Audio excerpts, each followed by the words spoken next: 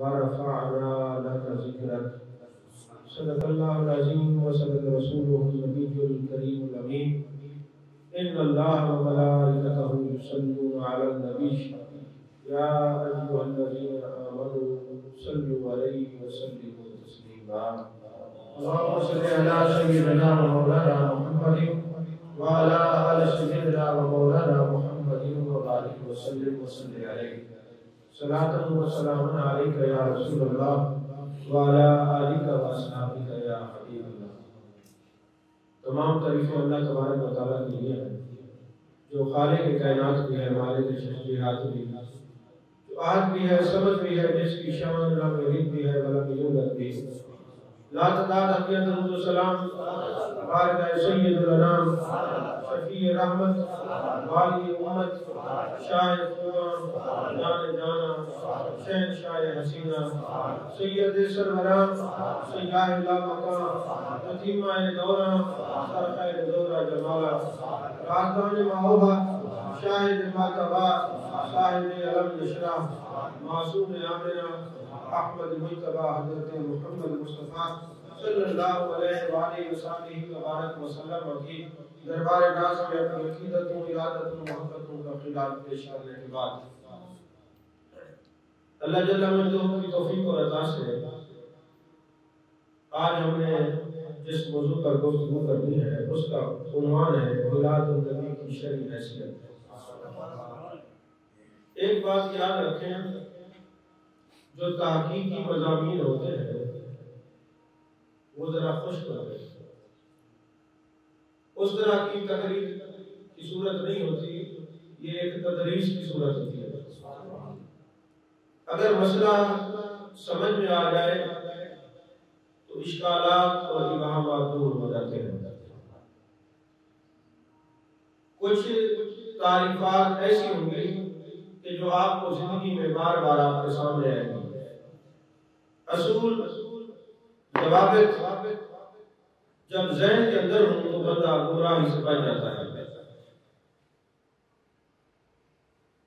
علماء اور فقہاء نے ایک نکتہ سمجھایا ہے کہ اصل پر ہر چیز میں جواز ہے، یعنی ہر چیز کی اصل جواز ہے اور اس کو آپ مباح بھی کہتے ہیں، یعنی اصل الاشیاء المباح، یعنی ہر چیز کی جو اصل ہے وہ اباحت کی ہے، وہ مباح ہے.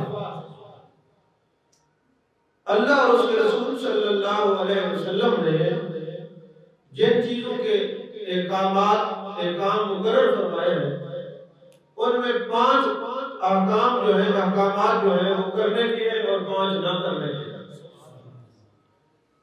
جو کرنے کے ہیں ان کو مامورات کہا جاتا ہے اور جو نہ کرنے کے ہیں ان کو مبیحات یا ممنوعات کہا جاتا ہے.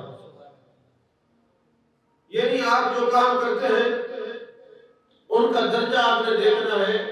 جو ہم یہ کام کرتے ہیں اگر یہ کرنے والے ہیں تو ان کی حیثیت کیا ہے، ان کا درجہ کیا ہے، اور اگر نہ کرنے کے ہیں تو ان کا درجہ کیا ہے.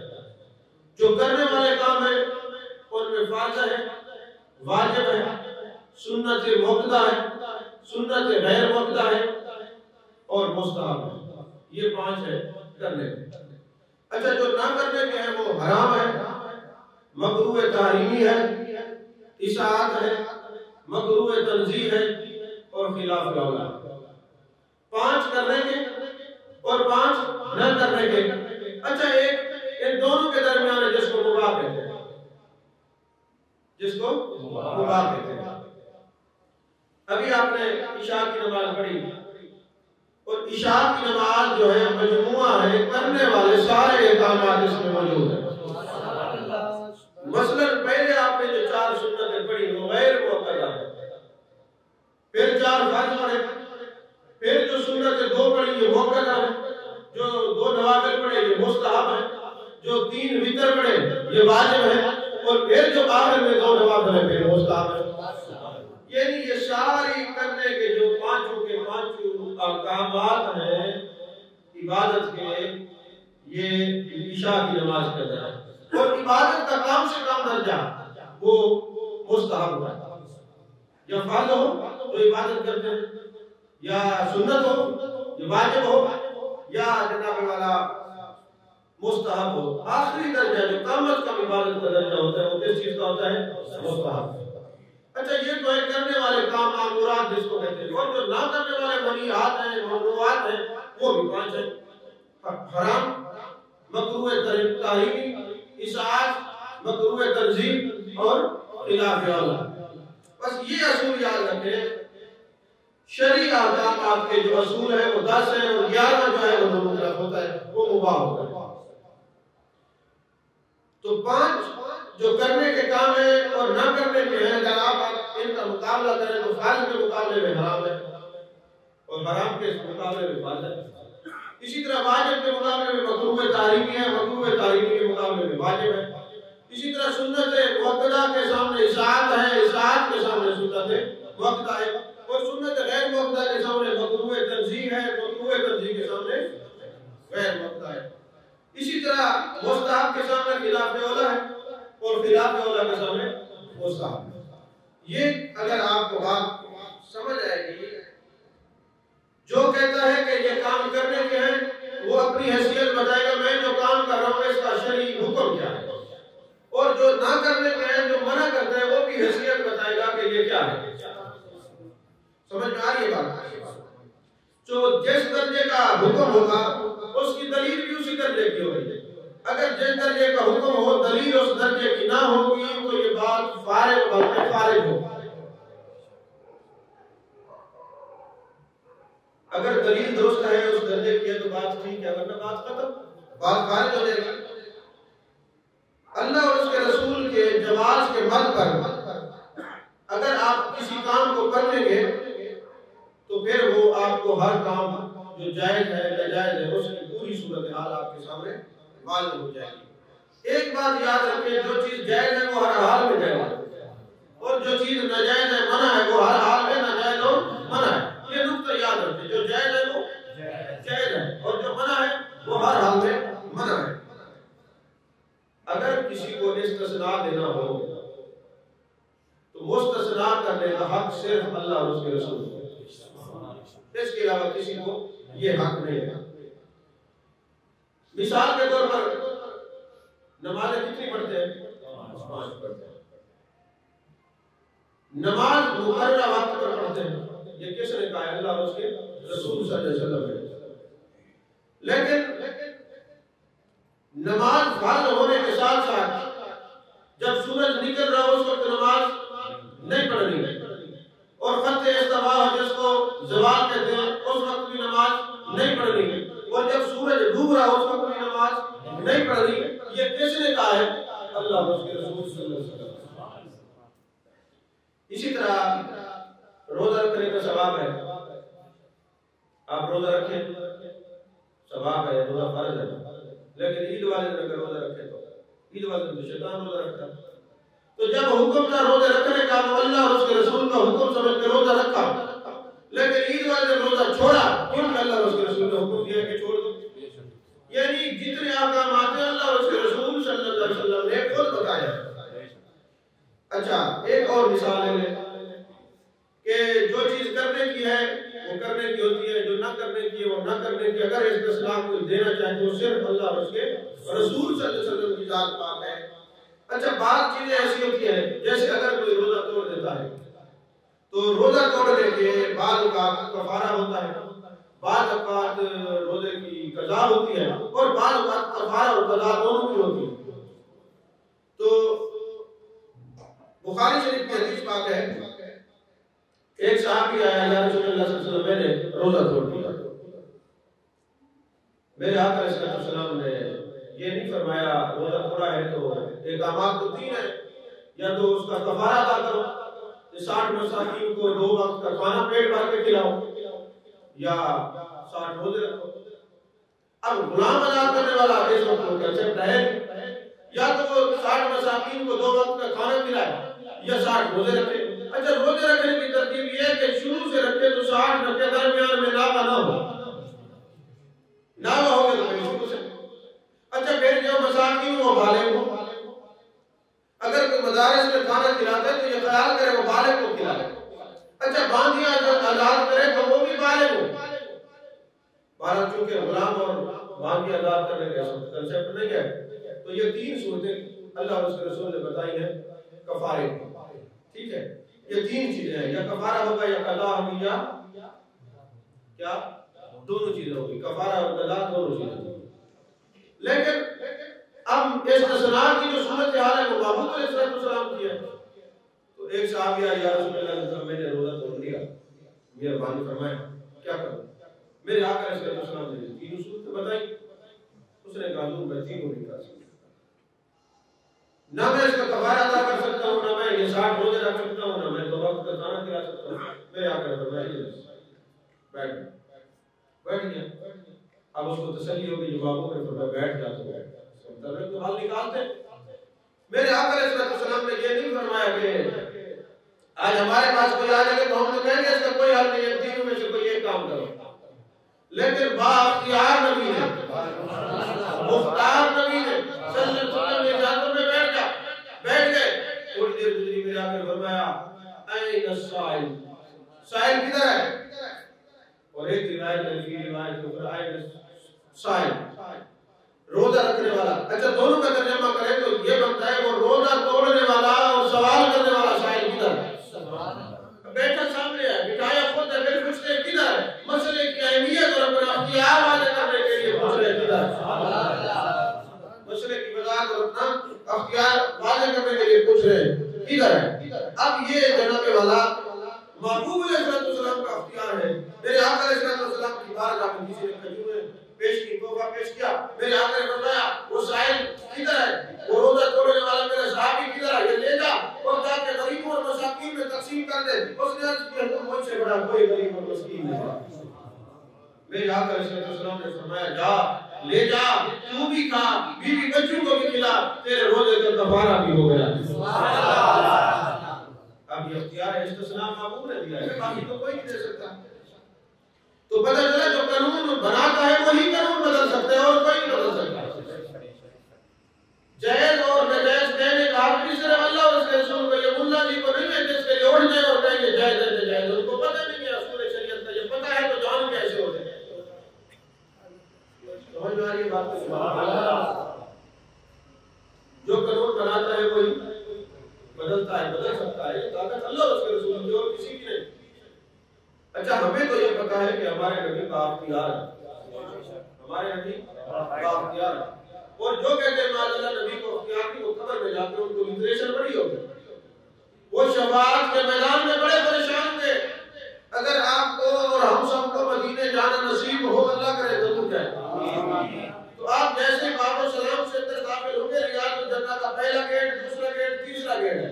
جب آپ دوسرے گیٹ پہ جائیں گے وہاں ایک حدیث لکھی ہوئی ہے شفاعت یوم القیامہ حق فمن لم یؤمن بها لم یکن من اہلها او کما قال السلام.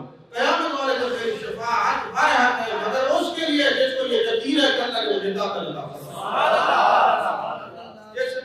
جس کو یہ یقین ہے کہ اللہ نے مجھے بااختیار بنایا ہے, جس کو یقین نہیں ہے اس کے لیے شفاعت نہیں ہے. شفاعت کے لیے شرط محبوب نے یہ رکھی کہ یقین بھی ہو میرے آقا مختار ہے. سبحان اللہ. جن کو یقین نہیں ہے ان کے لیے شفاعت نہیں ہے. ہمیں یقین ہے قبر میں آئیں گے, ہمیں چھڑوائیں گے, انہیں یقین ہے کہ اختیار نہیں چھڑوا سکتے. ہمیں پتہ ہے محبوب قیامت والے دن شفاعت کریں گے, بااختیار ہے. انہیں پتہ ہے کہ بے اختیار ہے, قانون نے بنایا ہے, پریشان وہ ہوئے, ہم نہیں ہیں. قبر میں بھی کامیاب ہوئے, حشر میں ہمارے آقا مختار ہے. سبحان اللہ. تکبیر, اللہ رسالت, نعرہ خلافت, نعرہ حیدری, شان مصطفیٰ, شان مصطفیٰ. دوسری مثال, میرے آقا کریم صلی اللہ علیہ وسلم جا رہے تھے, قربانی کی عید تھی, عید الاضحیٰ تھی, عید پڑھانے جا رہے ہیں. ایک گلی سے گزرے, گوشت پکنے کی خوشبو آ رہی ہے. پہلی حدیث بھی متفق علیہ ہے, بخاری اور مسلم میں, روزے والی, اور یہ دوسری حدیث بھی بخاری اور مسلم کے اندر ہے. میرے آقا کریم صلی اللہ علیہ وسلم اس سے گزرے, آپ نے پوچھا یہ کس صحابی کا گھر ہے؟ آپ جانتے تھے کہ یہ کون سے صحابی کا گھر ہے؟ مسئلے کی اہمیت کو واضح کرنے کے لیے میرے آقا کریم صلی اللہ علیہ وسلم نے فرمایا یہ کس کا گھر ہے؟ حضور فرمایا قربانی کرو. اس نے کہا تو اور تو میرے پاس کوئی جانور ہے نہیں, کیسے قربانی کروں؟ میرے مصطفیٰ کریم اور لجپال آقا صلی اللہ علیہ وسلم نے ارشاد فرمایا کوئی جانور نہیں ہے, شیر مار کا ایک بکرا ہے, چھوٹا لیلا. لیلا سمجھتے ہیں؟ اب یہ 1 سال کا ہونا ہے, آپ نے قانون بنایا 6 ماہ کا ہے. باپو نے فرمایا تو کر لے, میرے لیے جائز ہے اور کسی کے لیے تو کر لے. یہ میرے آقا علیہ السلام کے اختیار کی بات ہے کہ تو کر لے, کسی اور کے لیے نہیں. تو پتہ چلا کہ استثناء وہی دیتے ہیں, مستثناء وہی کرتے ہیں جن کو طاقت اللہ اور اس کے رسول کی اور کسی کی. استثناء کی طاقت میرے محبوب کو اللہ نے عطا کی. میرے محبوب جو چاہیں قانون بدل سکتے ہیں, حلال کو حرام بنا دیں, حرام کو حلال کر دیں, جو چاہیں کر دیں. اللہ نے میرے محبوب کو مختار بنایا. سبحان اللہ. جب آپ کو یہاں تک بات سمجھ آ گئی ہے, آ گئی ہے سمجھ, سبحان اللہ, بولیے آ گئی ہے سبحان اللہ. انشاءاللہ اگلی بار جلدی سمجھ آ جائے گی کہ میلاد کی شرعی حیثیت کیا ہے. ابھی تو میں نے احکامات بتائے کہ شرعی احکامات کیا ہے, شرعی احکام کیا ہے. تو ہمارے نزدیک میلاد کی شرعی حیثیت کیا ہے؟ ہمارے نزدیک میلاد کی شرعی حیثیت یہ ہے کہ یہ میلاد مستحب, سبحان اللہ, میلاد مستحب ہے. وجہ یہ ہے کہ حضور پاک صلی اللہ علیہ وسلم کا ذکر اللہ کا ذکر ہے. اور قرآن پاک سے سورۃ طلاق کی آیت نمبر 10 اگر آپ دیکھ رہے ہیں تو اللہ تعالیٰ نے فرمایا ذکر الرسول, ہم نے اپنے رسول کو ذکر بنا کے بھیجا. ہم نے اپنے رسول کو ذکر بنا کے بھیجا ہے. محبوب خود ذکر ہے خدا, سبحان اللہ. محبوب خود ذکر ہے, اللہ کا ذکر ہے. اور الا بذکر اللہ تطمئن القلوب, ذکر اللہ سے مراد قاضی عیاض والی کی شفاعت کی طریقہ ذکر اللہ سے مراد کی محبوب کی ذات ہے. تو عبادت کا کام سے کام درجہ کون سا ہوتا ہے؟ مستحب کا. یہاں ایک اور نقطہ آپ ذہن نشین رکھیں, ترمذی شریف کی حدیث ہے کہ علی کا ذکر عبادت ہے جن کے غلاموں کا ذکر عبادت ہو. سبحان اللہ. تو میرے آقا کا اپنا ذکر کتنی بڑی عبادت ہے. سبحان اللہ. عزیزان محترم, بعضوں کا ذکر یہ فرض بھی ہوتا ہے, بعضوں کا یہ واجب بھی ہوتا ہے, بعضوں کا سنت مؤکدہ بھی ہوتا ہے, بعضوں کا یہ مستحب بھی ہے. میلاد کی شرعی حیثیت مستحب کی ہے. میلاد کی شرعی حیثیت مستحب کی ہے. اور مستحب کی تعریف یہ ہے کر لو تو ثواب ہے, نہ کرو تو گناہ نہیں.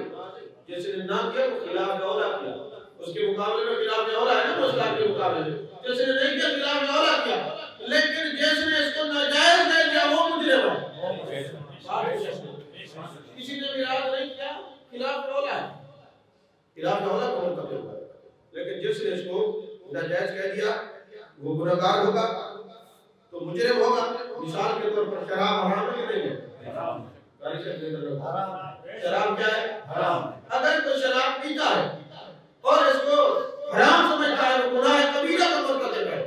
ایک شراب پیتا نہیں اس کو حلال کہہ دیتا, وہ دائرہ اسلام سے فارغ ہو جاتا ہے, اس نے اللہ کی حرام کر دیا, اس کو حلال کہہ دیا. اسی طرح جو حلال کو حرام کہتے ہیں اور حرام کو حلال کہتے ہیں, وہ دائرہ اسلام میں رہتا ہی نہیں, فارغ ہو جاتا ہے. حضور پاک صلی اللہ علیہ وسلم کا ذکر اللہ کا ذکر ہے. اور امام جعفر صادق سے کسی نے پوچھا ورفعنا اللہ کا ذکر کا معنی کیا ہے؟ آپ نے فرمایا جعل تو ذکر کا ذکر, جعل تو ذکر کا بے ذکری. اللہ نے فرمایا ہم نے آپ کے ذکر کو اپنا ذکر کر دیا ہے. اور حضور کا ذکر اللہ کا ذکر ہے, اور اللہ کا جو ذکر ہے وہ مطلوب شرع ہے. اللہ کا ذکر کیا ہے؟ شرع کو مطلوب ہے, اللہ کا ذکر کرو. یا ایھا الذین آمنوا اذکروا اللہ ذکرا کثیرا, کتنا کرو, بہت زیادہ کرو. تو پتہ چلا اللہ تو ہمارے محبوب کا ذکر بہت زیادہ کرو, ذکر اللہ سے مراد حضور ہے. سبحان اللہ. بات کو سمجھے ذرا. تو عزیزان محترم, اب یہ جو اللہ تعالیٰ کا ذکر ہے یہ شرع مطلوب ہے, شرع شرع کو مطلوب ہے ذکر کرو, کتنا کرو. یا ایھا الذین آمنوا اذکروا اللہ ذکرا کثیرا, اتنا کثرت سے ذکر, یہ کثرت سے محبوب کا ذکر. بیٹھ جاؤ کہ محبوب کا چہرہ ایسا ہے, محبوب کی زلفیں ایسی ہیں, محبوب کے ہاتھ ایسے ہیں, محبوب کے کمالات ایسے ہیں, محبوب کے معجزات ایسے ہیں. قرآن تو ڈیمانڈ کر رہے ہیں کہ اللہ کا ذکر کر, یہ مطلوب شرع ہے.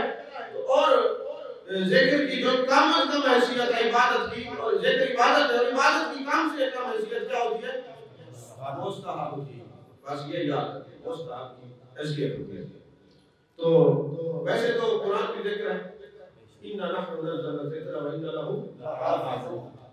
نماز بھی ذکر ہے، وَأَقِمِ الصَّلَاةَ لِذِكْرِي. رسول بھی ذکر ہے، رسول بھی ذکر، نماز بھی ذکر، اور قرآن بھی ذکر ہے. یا ایھا الذین آمنوا استجیبوا للہ وللرسول اذا دعاکم لما یحییکم.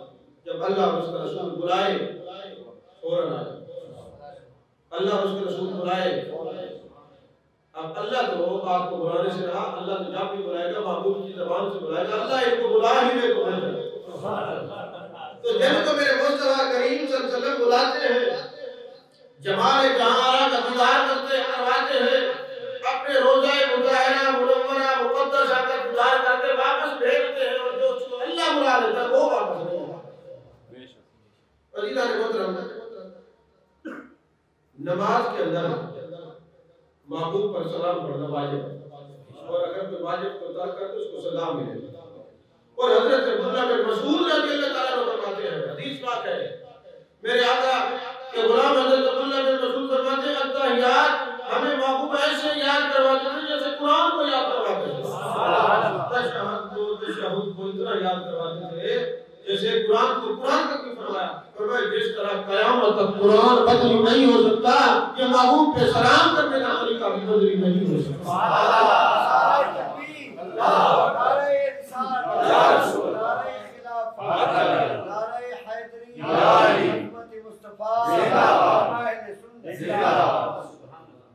اب میرے آقا نماز میں کسی کو بلا لے، جو مسئلہ میں بیان کرتا رہتا ہوں، تو کیا حکم ہے؟ فوری جاؤ.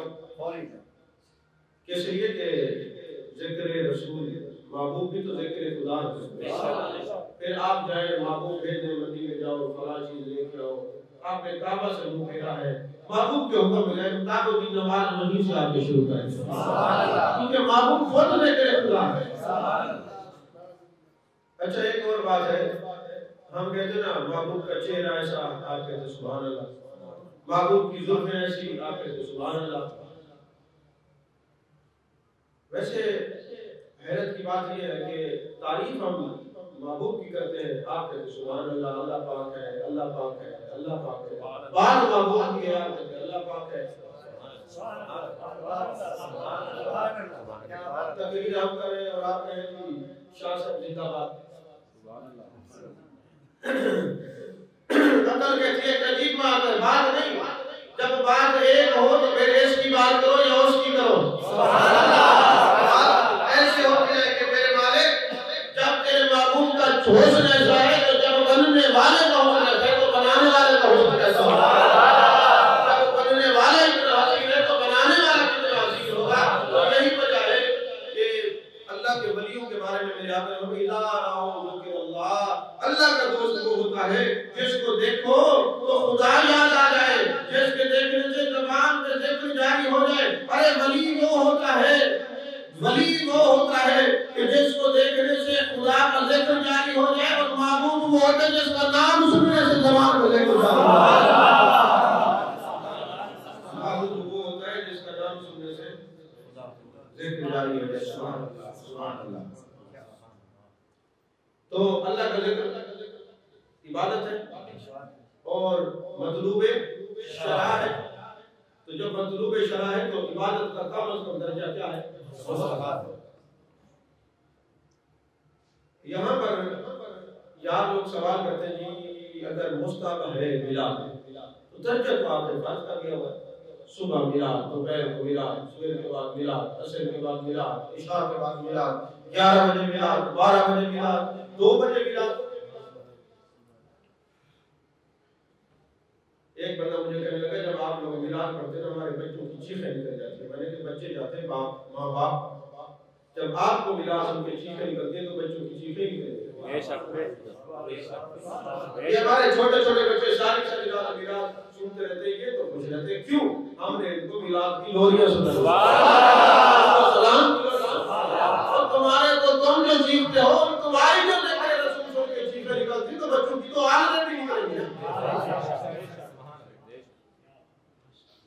کہنے لگے چلو مستحب ہے تو کبھی کبھی چھوڑ دیا کرو. میں نے کہا تم کبھی کبھی کر لیا کرو.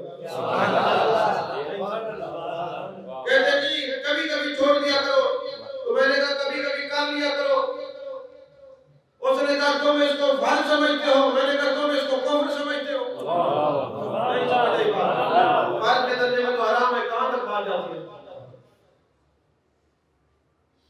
تو کبھی کبھی کر لیا کرو, کبھی کبھی چھوڑ دیا کرو. تو میں نے کہا تم بھی کبھی کر لیا کرو. مسلم شریف. تو یہ آپ اتنا کرتے کیوں؟ میں نے کہا ہم کرتے مداومت. مداومت کسی عمل کو بار بار کرنا. مواظبت, مداومت, یہ دونوں ایک ہی لفظ. میرے آقا صلی اللہ علیہ وسلم نے اس بات بخاری مسلم میں فرمایا احب الاعمال الی اللہ ادومها وان قل. اللہ تبارک و تعالیٰ کو بڑا پسندیدہ وہ عمل ہے جو مداومت کے ساتھ کیا جائے گا, جو تھوڑا ہی کیوں نہ ہو. سبحان اللہ. کیا جائے گا تھوڑا نہیں. مثال دیتا ہوں. مثال یہ ہے کہ میرے آقا صلی اللہ علیہ وسلم جب معراج سے واپس آئے تو میرے آقا کریم صلی اللہ علیہ وسلم نے پوچھا اے میرے بلال کیا بات ہے, کیا کرتے ہو؟ اب یہ بڑی علمی بات ہے. اے میرے بلال کیا کرتے ہو, کون سا عمل کرتے ہو کہ جنت میں تیرے قدموں کے چلنے کی آواز میں نے سنی. اب میرا سوال یہ ہے آپ لوگوں سے, آپ سے برا شاعرین سے جنہوں نے سوال کیا ان سے کہ محبوب علیہ السلام کے یہ غلام حضرت بلال مکے میں چل رہے تھے کہ مدینے میں چلنے کی آواز آ رہی تھی, یا محبوب حضرت بلال کا قیامت کے بعد جنت میں جانے کا پھر چلنے کی آواز سن رہے تھے؟ میں کون سی آواز کی طرف فرق تم بتا. اگر تم کہتے ہو مکے میں چلنے کی آواز تھی تو سبحان اللہ میرے محبوب کی عظمتوں کا کیا کہنا. اور اگر یہ کہتے ہو کہ بعد از وصال جنت میں قیامت کے بعد چلنے کی آواز ہے تو میرے نبی کے دیکھنے کا کیا کہنا. بیٹھے یہاں جنت کے بعد غلاموں میں چلنے کی آواز, قیامت کے بعد غلاموں میں چلنے کی آواز جنت میں سنے, دونوں باتوں میں محبوب کی عظمت ظاہر ہوتی ہے. میرے آقا علیہ السلام نے فرمایا بلال کیا کرتے ہو؟ سبحان اللہ. اچھا جو کام نبی نہ کرے ان کے نزدیک بدعت ہے. یہ کہتے نبی کو پتہ نہیں, اور نبی کو پتہ نہیں بلال نے کیا تو وہ بدعتی ہے. اللہ اللہ اللہ. نہیں سمجھے آپ کو؟ ان کے کلیے کے مطابق حضرت بلال نے کیا. محبوب پوچھ رہے کیا کرتے ہو؟ بلال نے کیا. محبوب پوچھتے کیا کرتے ہو؟ اگر آپ کا یہ عقیدہ نبی کو نہیں پتا تو یہ فتویٰ بدعت کا حضرت بلال میں جاتا ہے. اور بدبختو اگر تم اس وقت ہوتے تو تم حضرت بلال میں فتوے لگاتے کہ جن نبی نے نہیں کیا تم کیوں عمل کرتے ہو. کہ نبی پوچھ رہے کیا کرتے ہو, میرے آقا پوچھ رہے کیا کرتے ہو, تو تم اس وقت جو فتوے حضرت بلال میں لگاتے آج سنیوں پہ لگاتے ہو کیونکہ ہم صحابہ کے وارث ہیں.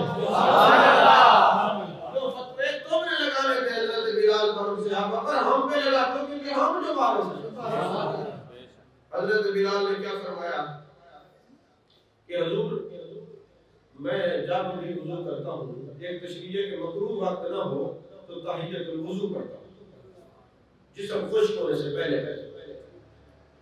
اب یہ تحیۃ الوضو مستحب ہے کہ نہیں ہے؟ حضرت بلال مستحب پر عمل کرتے ہو. پھر کیا فرماتے ہیں میں کبھی نہیں چھوڑتا. میں مستحب کو کبھی نہیں چھوڑتا. تو یارو مستحب ہے تحیۃ الوضو.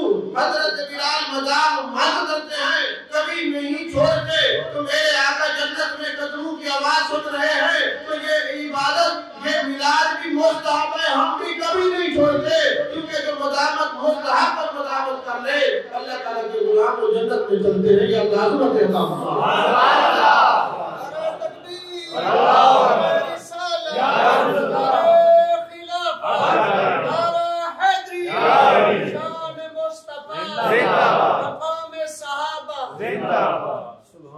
توجہ ہے کہ نہیں؟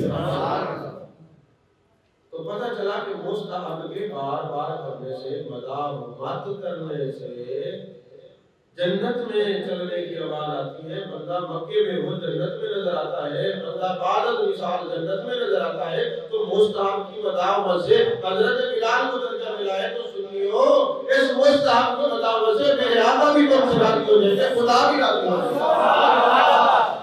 اللہ کا ذکر جو ہے وہ مطلوب شرع ہے، جس کا درجہ کم از کم مستحب ہے. تم تو مستحب کہتے ہو، ہم تو کبھی ذکر رسول کو فرض بھی سمجھتے ہیں، واجب بھی سمجھتے ہیں کبھی کبھی.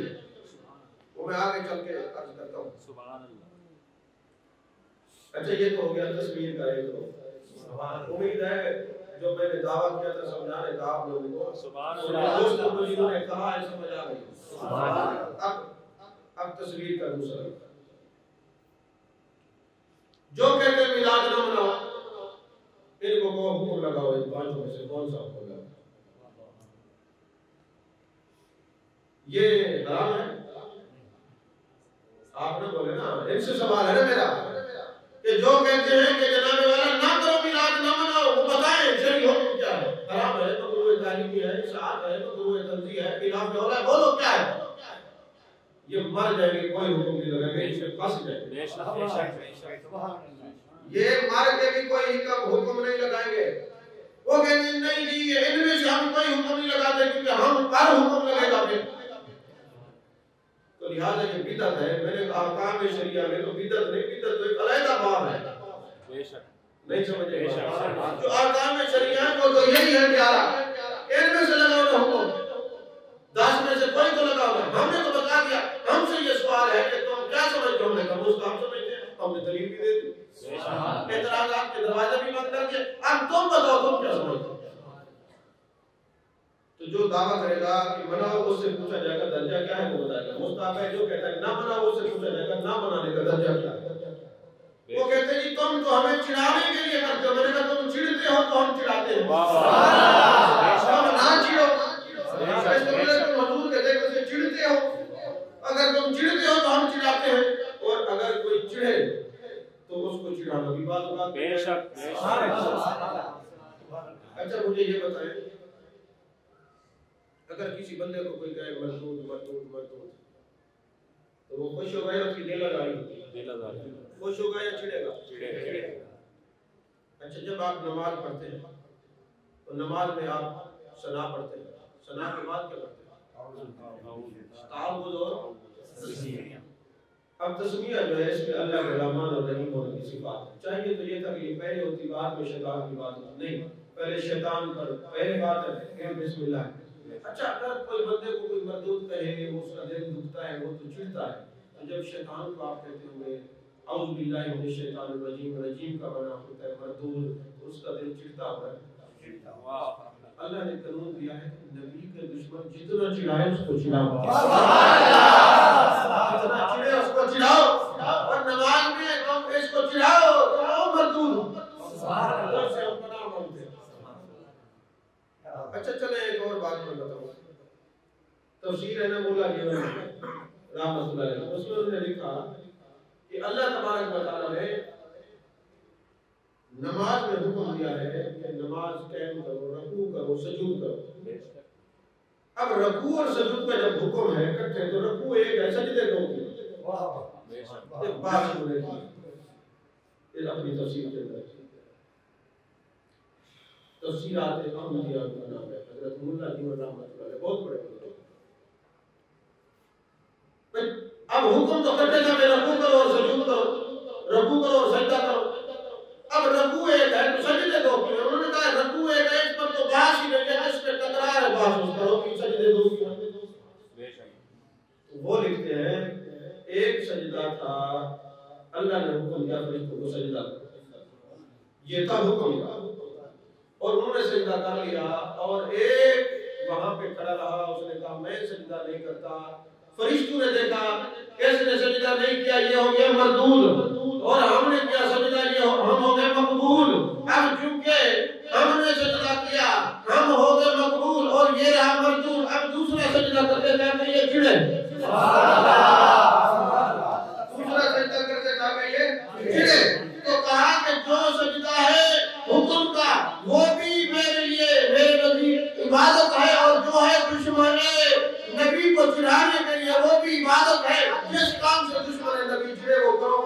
عبادت بن جاتا ہے۔ بے شک بے شک بے شک سمجھ میں آ رہی ہے؟ سبحان اللہ سبحان اللہ۔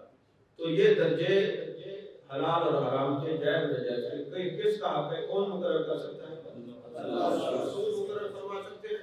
کسی کو استثناء دینا چاہیں تو کون کر سکتے ہیں؟ میرے آقا علیہ السلام کر سکتے ہیں۔ تو لہذا پتہ چلا ان پانچوں میں سے یہ مرد کوئی حکم نہیں دے سکتے کہ یہ حکم دیں گے ان پر حکم لگے گا۔ وہ کہیں گے نہیں جی وہ بدعت ہے، اور بدعت تو ایک علیحدہ بات ہے، ضروریات شریعہ اور احکام شریعہ میں تو بدعت ہے تو ایک علیحدہ چیز ہے۔ تو کہتے یہ نہیں کہتے یہ تو یہ بدعت ہے، چلے جی بدعت ہے تو بدعت کی تعریف کر کے بتاؤ بدعت کہتے کس کو ہے؟ سبحان اللہ۔ بدعت کہتے کس کو ہے؟ وہ کہتے جو کام حضور نے نہ کیا ہو وہ بدعت کہلاتی ہے، اور جو چیز حضور کے زمانے میں نہ ہو وہ بدعت ہے۔ میں نے کہا جو چیز حضور کے زمانے میں نہ ہو اگر بدعت ہے تو آپ ہی تو نہیں۔ اور آپ کس کا زمانہ ہے؟ تو یہ تو ہمیں پتا ہے نا، قانون تو انہوں نے بنائے، پسند بھی یہی نا، یہ ان کے قانون ہے۔ تو جو چیز حضور کے زمانے میں نہ ہو بدعت ہے، جو چیز حضور کے زمانے میں نہ ہو بدعت ہے۔ تو میں ان سے پوچھتا ہوں کہ جو کام حضور نے نہ کیا ہو اگر وہ بدعت کہلاتا ہے تو پھر حدیث کی تین اقسام کیوں ہے؟ قولی ہے، فعلی ہے، تقریری ہے۔ آپ نے تو بدعت کی تعریف ہی غلط کر دی، آپ کو تو پتہ ہی نہیں ہے کہ بدعت ہوتی کیا ہے۔ آپ کہتے ہیں جو کام حضور نے نہ کیا ہو، اس کا مطلب ہے آپ فعلی کو مانتے ہیں، قولی کو کون مانے گا اور تقریری کو کون مانے گا؟ کون مانے گا؟ تو پتہ چلا جب ہم نے مسئلہ مستبد کرنا ہو تو ہم قولی، فعلی اور تقریری تینوں سے جواز کا فتویٰ نکالیں گے نا۔ تو آپ کہتے ہیں جو نہ کیا ہو تو وہ کیسے ہو گیا؟ فعلی اور تقریری جو ہوا اور آپ خاموش رہے، کیا حسان بن ثابت نے نہیں کہا محبوب آپ کو تو اللہ نے ایسا بنایا ہے کہ جیسے پوچھ پوچھ کے بنایا ہو، ایسے تو کسی ماں نے جنے نہیں ہے، بلاد نہیں تو کیا ہے؟ سبحان اللہ۔ طریقہ نے محترم ہے۔ اگر آپ یہ کہتے ہیں کہ جو کام نبی نے نہ کیا ہو وہ بدعت کہلاتا ہے، تو میں آپ سے پوچھتا ہوں کیا مسجد حرام میں کبھی میرے آقا نے اذان دی؟ مسجد نبی میں دی؟ مسجد قباء میں دی؟ کسی مسجد میں محبوب نے نماز کے لیے اذان دی ہے تو بتاؤ جب انہوں نے نہیں دی تو تم بھی چھوڑو۔ بے شک بے شک۔ جب میرے آقا نے اذان دی تم چھوڑو، ہم نہیں کہتے تم چھوڑو، کیونکہ تم تو کہتے جو کام نہ کیا، ہم تو قولی فعلی تقریری آپ کے سامنے اذان ہوتی رہی آپ کے حکم سے، یہ کلیہ آپ کا ہے ہمارا تو ہے نہیں۔ اس لیے اگر محبوب نے اذان دی ہو تو دکھاؤ، نہیں دکھا سکتے تو تمہارا اصول ہے تو ہم تو بھی تو، ہمارا تو اصول نہیں ہے، ہم تو کوئی فعلی تقریری سے دیکھتے ہیں، اگر نہ ملے تو پھر ہم نصوص عربہ سے دیکھتے ہیں، عبارت النص میں دیکھتے ہیں، دلالت النص میں دیکھتے ہیں، اقتضاء النص میں دیکھتے ہیں، اشارت النص میں دیکھتے ہیں، ہم تو نصوص عربہ میں دیکھتے ہیں۔ تم نے یہ کلیہ بنایا، تم ہی ڈھونڈو، تم ہی جواب دو۔ اچھا میں پوچھتا ہوں ان سے کہ کیا محبوب علیہ السلام نے چائے پی ہے؟ میں نے کہا مولوی صاحب کیا سرکار نے چائے پی ہے؟ نہیں پی۔ تو جو سرکار نے نہیں پی تم کیوں پیتے ہو؟ وہ جی بات یہ ہے، یہ جو ہے نا آپ بتائیں دودھ ہے، چائے میں دودھ ہوتا ہے، پتی ہوتی ہے، پانی ہوتا ہے، چینی ہوتی ہے، اس میں کون سی چیز ہے جو حرام ہو یا معلوم ہو؟ تو میں نے کہا اگر اجزاء کے ملانے سے، مرکب بننے سے آپ جائز اور ناجائز کا فتویٰ دیتے ہیں تو پھر بتائیں ہمارے میلاد کا اجزاء میں تلاوت ہوتی ہے، نعت ہوتی ہے، تقریر ہوتی ہے، درس قرآن ہوتا ہے، وَرَفَعْنَا لَكَ ذِكْرَكَ پڑھا جاتا ہے، وَمَا أَرْسَلْنَاكَ إِلَّا رَحْمَةً لِّلْعَالَمِينَ پڑھا جاتا ہے، یا أَيُّهَا النَّبِيُّ إِنَّا أَرْسَلْنَاكَ شَاهِدًا پڑھا جاتا ہے، إِنَّا أَعْطَيْنَاكَ الْكَوْثَرَ پڑھا جاتا ہے۔ سبحان اللہ۔ تو پتہ چلا کہ تمہارے اجزاء کے ملانے سے تمہارے پیر کا مسئلہ حل ہو گیا اور ہمارے میلاد کا مسئلہ حل ہو گیا۔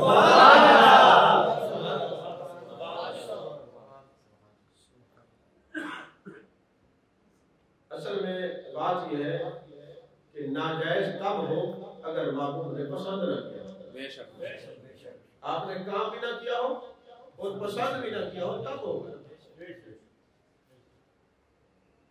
اچھا چلیں ایک بات میں پوچھتا ہوں. میرے آقا علیہ السلام نے جب طواف کیا زمین پہ طواف کیا, اب تو وہاں پہ 3 مناظر بنا دی گئی. تو نہ محبوب نے دوسری منزل پہ طواف کیا, نہ تیسری منزل پہ طواف کیا, نہ نبی کے صحابہ نے دوسری منزل پہ تیسری پہ. تو پھر تم نے یہ کس قانون کے تحت یہ بنا دیا ان کو توڑ. بے شک بے شک بے شک. تمہارا اصول ہے, ہمارا تو نہیں. ہمارا تو اصول یہ ہے کہ منع بھی تو نہیں کیا نا. تو اصول یہ ہے کہ جو محبوب نے نہیں کیا صحابہ نے نہیں کیا. اچھا پھر صفا مروا کی سعی کرنے کے لیے بھی ایک سرکار نے تو زمین پہ سعی کی ہے, دوسری تیسری, اب 4-5 بنا دے. تو پھر کیا حکم ہے؟ تو یا تو عمارت کو توڑو یا اپنے اصولوں کو توڑو. عمارت تم توڑ نہیں سکتے, تمہیں اپنے اصول توڑنے ہوں گے. اچھا چلیں مجھے یہ بتائیں اذانیں کتنی ہوتی ہیں اور نمازیں؟ تو حرمین شریف میں صبح کی نماز سے 1 گھنٹہ پہلے تہجد کی نماز باقاعدگی سے ہوتی ہے, انتظام کے ساتھ ہوتی ہے. تو مجھے بتائیں یہ چھٹی اذان کہاں سے نکلی ہے؟ بتاؤ. میرے آقا نے چھٹی اذان دلوائی, میرے نبی کے صحابہ نے دکھائی, یہ تم نے کہاں سے نکال لی ہے؟ بے شک. سمجھ میں آ رہی بات؟ تو انتظام کے ساتھ جو کرتے ہو. اچھا یہ بتائیں وضو کا حکم قرآن میں ہے کہ نہیں ہے؟ میرے آقا علیہ السلام نے تفصیلات حدیث میں ہے, فقہ میں تو ہے ہی نا. وضو کس چیز سے معروف نے کیا ہے؟ برتن سے کیا ہے, مشق سے کیا ہے, پانی کی مشق سے, یا وہاں پہ پانی کی نہر چلتی ہوگی, چھوٹی سمندری چلتی ہوگی, وہاں پہ آپ نے وضو کیا ہوگا. کیا میرے آقا علیہ السلام نے ٹوٹی پہ وضو کیا ہے؟ نہیں. صحابہ نے نہیں. تو پھر جو آپ کا اصول ہے اس میں تو نہ آپ کا وضو ہے نہ امام کا ہے. امام بھی فارغ, مقتدی بھی فارغ. بے شک. نہیں سمجھ بات. اصول تمہارا اور بسے بھی تم اور خمیازہ بھی تم ہو, اصول بھی تم نے بنائے ہیں. تو پھر کہیں گے کہ جو کام آپ نے پسند بھی نہ کیا اور کیا بھی نہ, اس پر فتویٰ لگتا ہے نا. آپ نے روکا بھی تو نہیں ہے. ہمارا اصول اور ہمارے اصول یہ ہے جو احکام شریعہ میں اصول تو تم اپنے بنا لیتے. اچھا دوسری بات, عیدین کی جو نمازیں ہوتی ہیں, عید الفطر اور عید الاضحیٰ, خطبے کے بعد دعا مانگتے ہیں. کسی کتاب میں خطبے کے بعد دعا مانگنا ثابت ہے. یہ کہاں سے نکالی ہے؟ یہ کہاں سے نکالی ہے؟ حضور سے ثابت نہیں, صحابہ سے ثابت نہیں, خلفائے راشدین سے ثابت نہیں, ائمہ مجتہدین سے ثابت نہیں, اور اشرف علی تھانوی نے بہشتی زیور میں لکھ دیا ثابت نہیں مگر مسنون ہے. اور ان کے ایک مولوی مفتی عید الرحمان نے تو مسئلہ ہی حل کر دیا. اس نے کہا وہی شے مانگتے تھے اس لیے مسئلہ. سمجھ میں آ رہی بات؟ انہوں نے دلیل نکالی کہ حدیث میں کہ نماز کے بعد دعا مانگنا مسنون ہے, لہذا یہ واجب ہے, اس لیے ان کے بعد دعا مانگنا مسنون ہے. تو میں نے کہا جنازہ سبحان اللہ, جنازہ فرض کفایہ ہے. تو جس اصول کے ساتھ تم عیدین کی نماز کے بعد دعا مانگتے ہو, جنازے کے بعد بھی مانگ لیا کرو. نہیں سمجھ آئی؟ تو جنازے کے بعد بھی دعا مستحب ہے. جو نہ مانگے کوئی حد نہیں, مگر جو کہے نہ مانگو نہ جائے اس پر پھر حکم لگتا ہے, پھر اس پر حکم لگتا ہے. پہلے تو یہ بیٹھ کے فیصلہ کر لیں کہ نماز جنازہ نماز ہے کہ دعا ہے. وہ کہتے ہیں یہ دعا ہے. دعا ہے تو دعا مانگنے کا ٹائم اللہ نے مقرر کیا نہیں, میرے آقا نے نہیں, صحابہ نے جس وقت مانگو, کوئی پابندی نہیں. اچھا اگر یہ نماز ہے تو نماز تفاصیل اٹھانا رول مان پڑے کہ نماز کے بعد بڑی دل جمی سے دعا مانگو. تو یہ نماز ہے تو دعا ثابت ہے. نہیں جی دعا ہے، میں نے کہا دعا ہے تو پھر نیت سناؤ جناب۔ واہ واہ اگر یہ دعا ہے تو نیت سناؤ۔ کہتے جی نیت کرے نا نماز، نماز پڑھنا انہیں نہیں نیت، 4 تکبیر نماز جنازہ کے نام، آدھے دعائے والا دے نماز جنازہ کمال۔ جب خدا دین لیتا ہے تو اپنے چھین لیتا ہے۔ یہ دونوں کا جھوٹ کا اور ان کا بہن بھائی کا رشتہ ہے۔ تو پتہ چلا ان کے لیے اصول اپنے ہیں، ہمارے لیے اصول اپنے ہیں۔ تو شرعی احکام کتنے بتائے میں نے؟ 11۔ 5 کرنے والے اور 5 نہ کرنے والے۔ اصل بدعت کی تعریف یہ کرتے ہیں نا، وہ بدعت کی تعریف ہے۔ بدعت کی تعریف کیا ہے؟ اللہ نے اور اس کے رسول نے جس چیز کا حکم کا درجہ دیا ہو، اس حکم شرعی کو جو تبدیل کر دے، اپنا حکم لگا دے، وہ بدعت ہے۔ بے شک بے شک۔ یعنی کوئی چیز فرض ہے، کوئی کہے نہیں میں نہیں مانتا حرام ہے، وہ بھی نہیں مانتا۔ کوئی چیز واجب ہے، وہ کہے نہیں میں نہیں مانتا یہ فلاں۔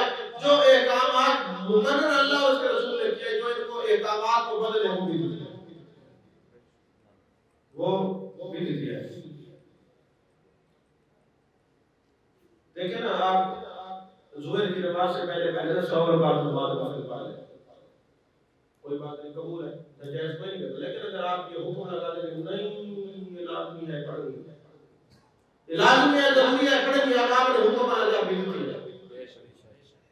کسی چیز کے لیے حکم اپنی طرف سے نافذ کرنا، تو جو چیز مستحب ہو اس کا بدلنا بھی بدعت ہے۔ بے شک بے شک۔ جس کا حکم مستحب ہو اس کو جو ہے نا بدلنا بدعت ہے۔ پتہ چلا میلاد منانے والے بدعتی نہیں ہیں، میلاد کو بدعت کہنے والے بدعتی ہیں۔ بے شک یا رسول اللہ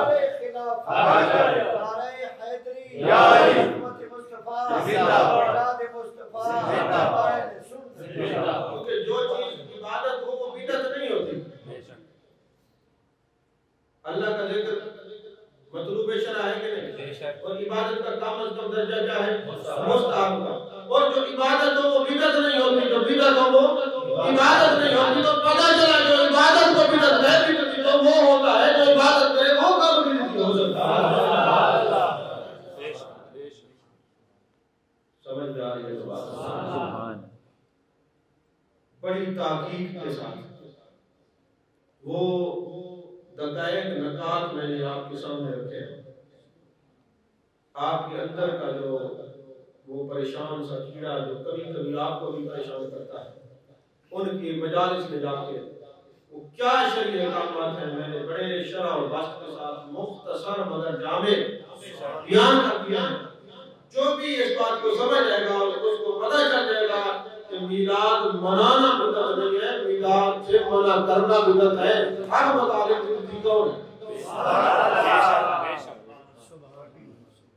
تو میرے آقا کریم صلی اللہ علیہ وسلم کا ذکر اللہ کا ذکر ہے، معبود کا معبود خود اللہ کا ذکر ہے، اور اللہ کا ذکر عبادت ہے اور مطلوب شرع ہے، اور عبادت کا کم از کم درجہ مستحب کا ہے۔ اس لیے ہم میلاد النبی کو مستحب سمجھتے ہیں۔ آپ جو مستحبات پر اپنا حکم لگائے اور حکم بدلی کرے بدعتی وہ ہوگا۔ تو ہم اپنے اس دائرہ کار کے اندر جو شریعت کے احکامات ہیں اس کے مطابق معبود کا ذکر کرتے ہیں کرتے ہیں کرتے ہیں کرتے رہیں گے، اور ورفعنا لک ذکرک، اللہ نے ذکر خود بڑھایا ہے، قیامت ذکر ہوتا رہے گا۔